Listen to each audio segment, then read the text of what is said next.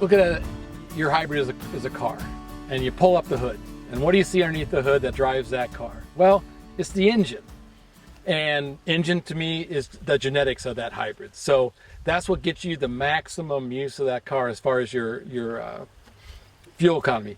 What makes that engine run is the inputs you put into that field. So nitrogen, what have you, that's your gas, your oil, and such. So when you're running an engine, just with that, you have, your best economies. So the last few days, it's been hot here. So what do you do when it's hot? You turn on the air conditioner. And when you turn on the air conditioner, you pull on that fuel economy. The air conditioner is kind of like a trait, but a trait is always turned on. So basically you're always running the air conditioner, and you're using that extra gas to run the air. So as you put traits into a conventional hybrid to get your protection, or you're drawing from the yield in some ways. How do you get that yield back, as people would argue? It's because, well, I have the corn rootworm, and now the corn rootworm I'm protected from, so I'm getting maximum, yield again. There's some truth to that, but, as we talk, traits gives you the insurance policies, for what you're using.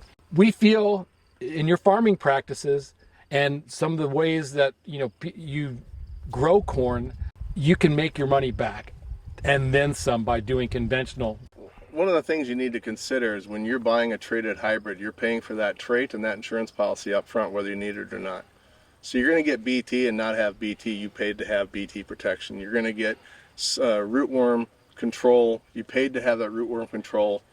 What we're suggesting is the conventional corn gives you the option that throughout the year to spend that money as you need to, and maybe not spend the money you don't need to. And so it all adds into the total side of the cost equation and the outcome equation. So if you're running $6 corn and you're buying a Smart Stack and you're buying a conventional hybrid, you have a 20 bushel differentiation between those two hybrids on a cost basis, or $120 on $4 corn. So if you want to, it'd be $120 on $3. Thank you. Yep. So if you think about it in those terms, you have that extra money that you can go out there and spend on an extra weed control pass, maybe an insecticide. And we'll assume that all products are getting fungicide now, whether it's Smart Stack or not. But I think the key takeaway is traits don't make yield. Yield makes yield. Genetics make yield. Traits protect.